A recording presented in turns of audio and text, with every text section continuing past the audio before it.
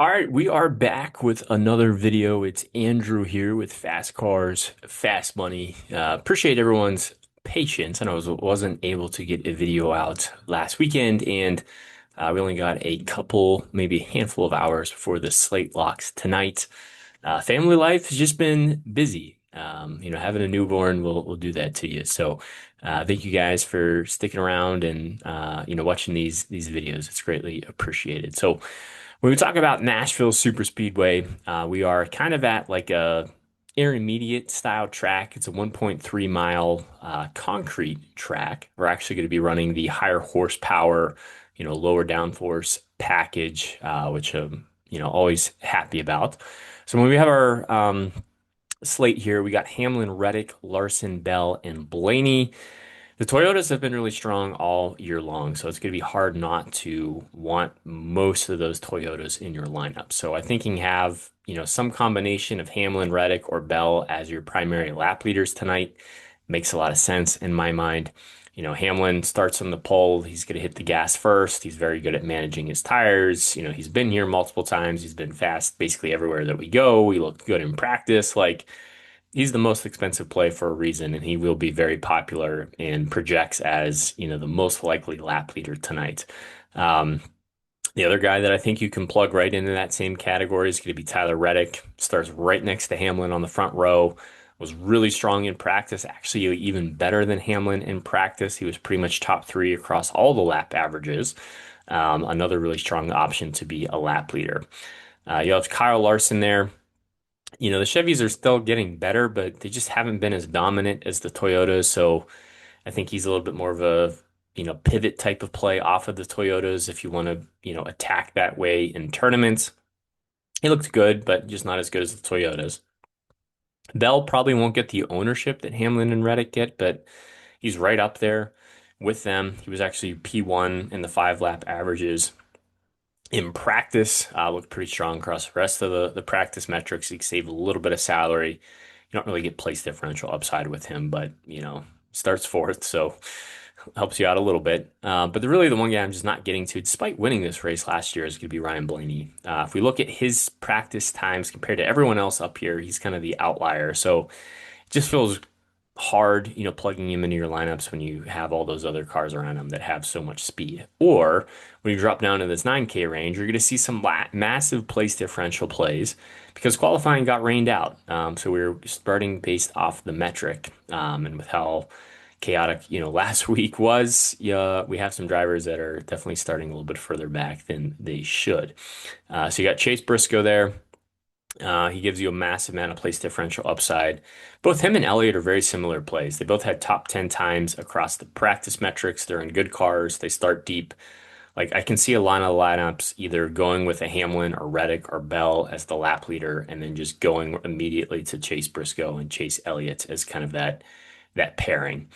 Byron's another guy I'm just really not getting to, kind of like Blaney. Just he was okay in practice, but where he starts, there's really not a lot of place differential upside. I feel better about other guys in the field leading laps.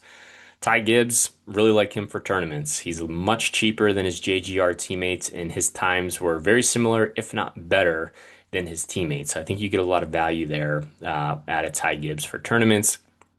Hocevar and Bubba Wallace, I like both these plays for tournaments as well too. I think everyone's going to play the Briscoes, the Elliots, the Chastains. Some of these other guys are a little bit cheaper on the slate that offer all this massive place differential upside. Well, if everyone's going there, it's probably going to overlook Hocevar and Wallace, who both probably have top 10 upside, based off of how they ran in practice. They give you some place differential upside. They've been pretty fast this year. So I like both of them for tournaments. Joey Logano, just not really getting to him either. If you look at his times in practice, they were kind of mid-pack, so him starting ninth is a little bit of a concern to me. Ross Chastain's could be very popular. He was actually fastest in the 15, the 20, and the 25 lap averages in practice. Good amount of place differential upside. Good value there. He's going to be popular and for good reason. Chris Buescher, all the RFK cars, I was actually a little surprised about. His times in practice were a little bit slower than I expected, especially for how strong they've been on these like intermediate style tracks. So maybe they can turn it around for the race. but that practice times are definitely concerning. So a little bit more of a tournament play, and I'm actually going to be a little bit lower on RFK in general this slate than I typically am. Actually, I have Brad Keselowski marked as low interest for that reason. Basically, you can get his teammates for much more, further back in the field, a lot more relatively safer place differential types of plays with similar speed. So you got them all priced right next to each other. Ryan Preece is probably, my favorites of them. Same with Chris Buescher, just based off of the practice, or not really practice, but the place differential upside and like safety, I guess, that you get out of those cars. But still, I'm still going to be, playing mostly other plays that are the high interest guys. Not really going to get to Alex Bowman. Didn't really have that much pace in practice. A little bit more of a tournament play. Probably going to be lower owned. Suarez, yeah, he won last week, but starting third with how he ran in practice likely drops back. Heim, I would say, is a tournament play for us that offers a little bit of place differential upside. The Toyotas have definitely been the class of the field. 2311's had a lot of speed. Heim should have the speed. It just depends on where he's going to finish. Cindric's going to be very popular. Starts very deep in the field. He's actually been running pretty well on the intermediate style tracks as well too. $6,900 for a guy starting 36th. He's going to be really easy to fit in the lines. It's going to be hard for him not to score points. Eric Jones just starts a little bit too far forward. Kind of the same situation with Zane Smith there. Josh Berry could be a little bit of a trap play in my mind. Yes, he starts deep.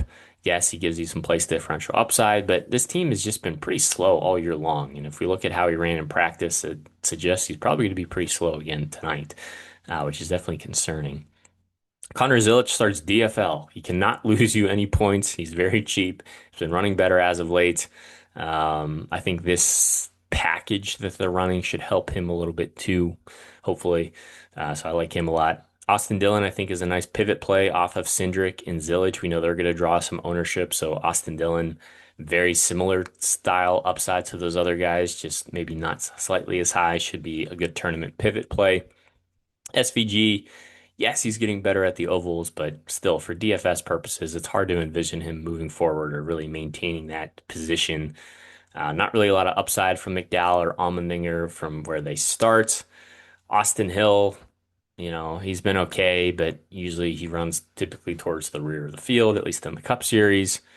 And then for me, I think the lowest I really want to go on the slate is John Hunter Nemechek and Riley Herbst if I can. John Hunter Nemechek gives you some place differential upside. Same with Riley Herbst. Like these two cars have decent speed. Stenhouse starts a little bit too far forward for me. Todd Gilliland was one of the slowest cars in practice. Noah Gragson was pretty slow. Ty Dillon, maybe if you just need like a cheap pump play, if you're able to stack, more of like a stars and scrubs type of approach, maybe.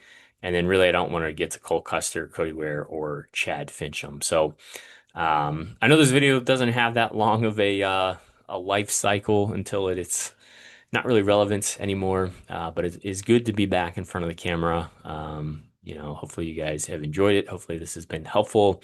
If it has, dropping a like on the video is always appreciated. And if you're new here, subscribing is appreciated as well. So enjoy the rest of your Sunday. Good luck tonight and enjoy the race. And yeah, catch you guys next weekend.